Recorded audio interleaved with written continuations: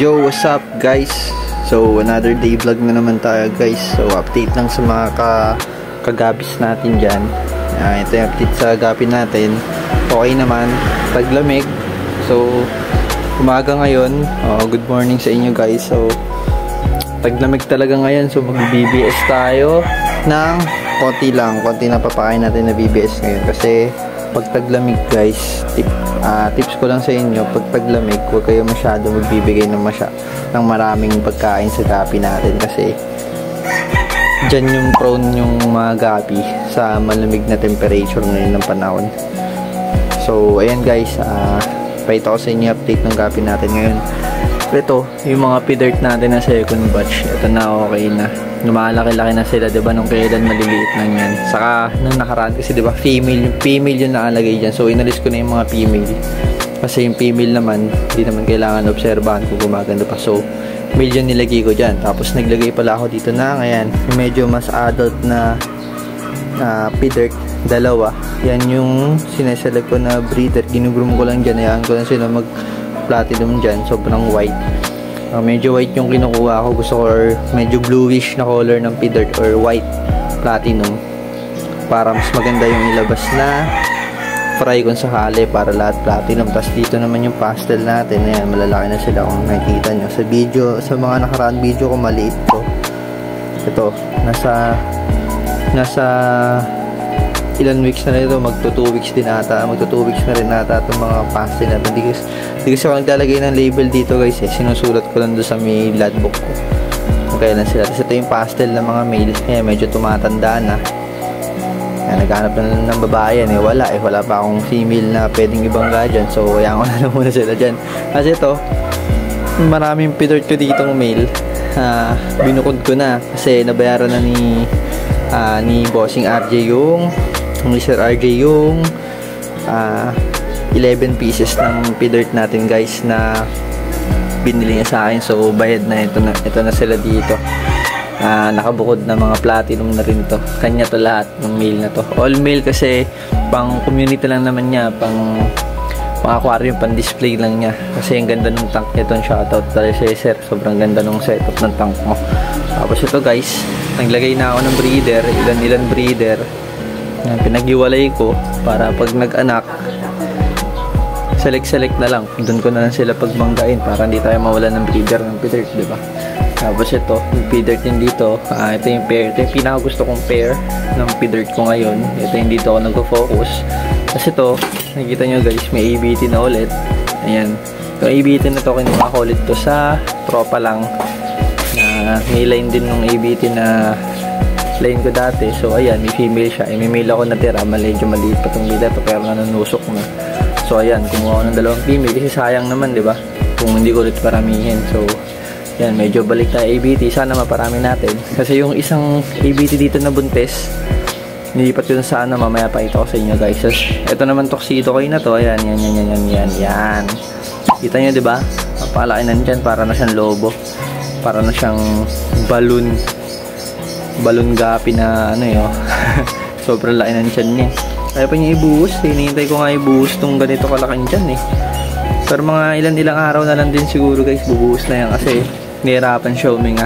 Pag mga ganyan yung behavior guys ng gapi, yan, bigyan ko yung tip. Yan, pansin nyo ba, para siyang nahihirapan huminga, na stay put lang siya guys sa isang pwesto, or minsan nagtatago na sa mga sulok, sa taas, sa sulok.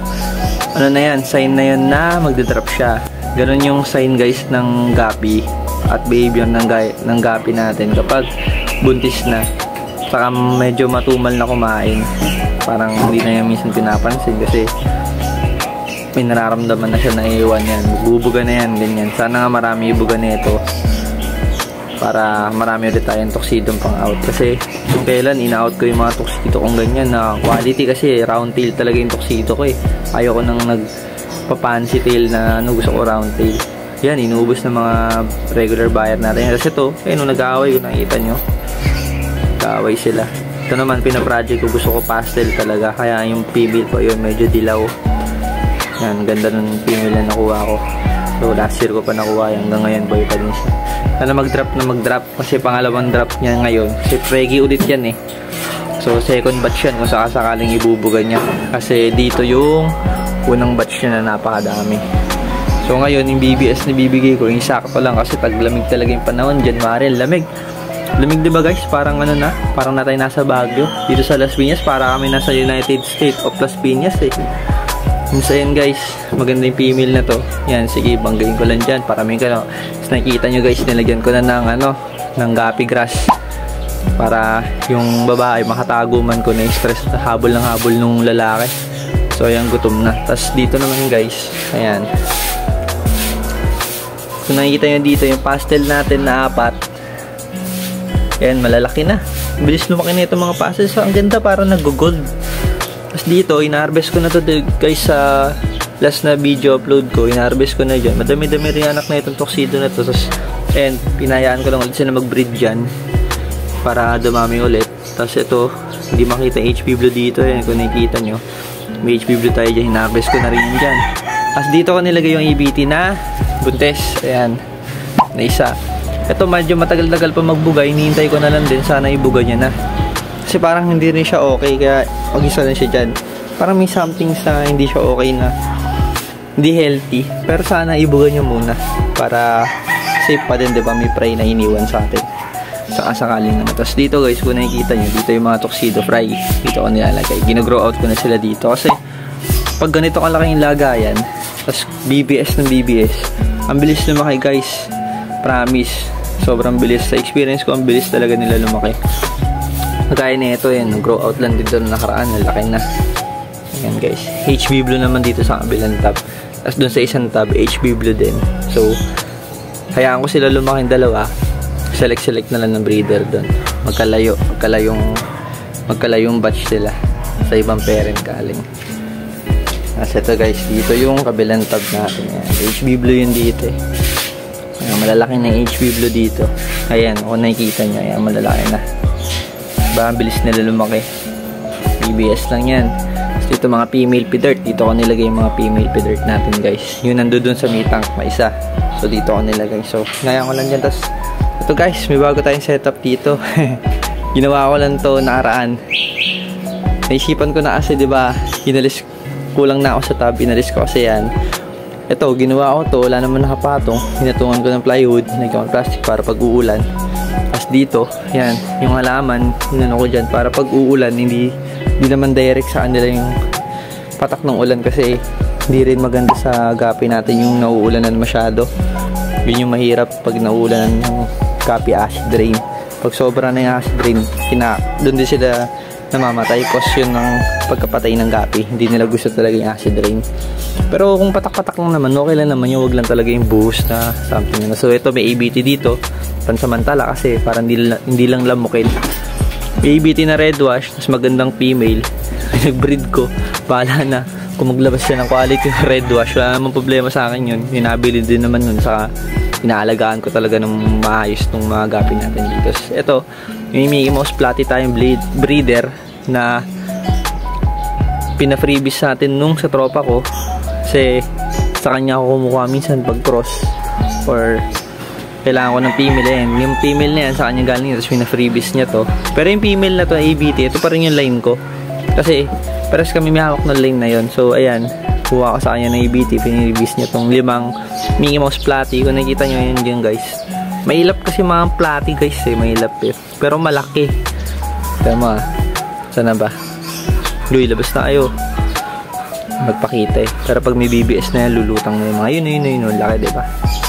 Mickey Mouse Platy yan. May 3 babae, 2 babae, 2 lalaki. O tama, 3 babae, 2 lalaki guys. Yan, ang ganda na setup nila dyan, diba? Parang ano, para sila nasa forest, natural lang. So naarawan naman yan dyan, sana maglumot. Kasi itong mga tab ko dito, lumot na to, matagal na to dito eh, ano? Lumot na talaga eh. Kasi yun, may malaking water lily. Tapos, yun guys, sana hindi magkasakit mga gapi natin ngayon kasi taglamig. So, tip ko lang talaga sa inyo guys, pag taglamig, napapansin nyo talaga malamig, hindi sila masyadong naglalalangoy. Less sa feeding, less sa pagbigay ng pagkain para hindi magkasakit. Kasi pag nagkasakit isa dyan, nako, damay-damay na yan. Lalo finroot guys. Yung finroot kahit For example, yung pin root. Pag may pin root yung isda dito sa tank na to, tapatak mo yung tubig neto dito, asahan mo, mahawa na agad ng pin root yun. So, dapat iwasan yung pin root. Yung pin root kasi nakukuha din yan sa mga low quality na tubig na gaya nun, overfeeding, na-pollute yung tubig, taglamig, yan, possible yan pin root. Tas yun, di nakakain, nasusunog na yung mga pins niya. Yun yung unang sign na susunog yung dulo ng pins, inuubos niya. So pag ganun, tapon nyo na agad yung gapi nyo, huwag nyo nang ano yun. Sa akin pag ganun hindi ko na binubuhay kasi mahirap. Kailangan mo magbukod ng pang isolate, pang quarantine ng gapi. Sa hirap kasi pag pumatak pa sa ibang tank, guys, mahirap yun pag ganun. Yung baguhan ako, yun yung sakit nung gapi na hindi ko maiwasan pin root. Tapos yun, natuto na ako, yun okay na. So yan, mag-BBS ako ngayon, guys. Yun yung update natin for today. Kasi yan si Wanda, bibigyan ko na rin. Gumaganda na siya ulit, diba? Papalakihin ko, update ko kayo dito, guys, kay Wanda kapag nabalik ko na siya dun sa humpy head na masiyang niya talaga. So, yun lang, guys. Peace, yo.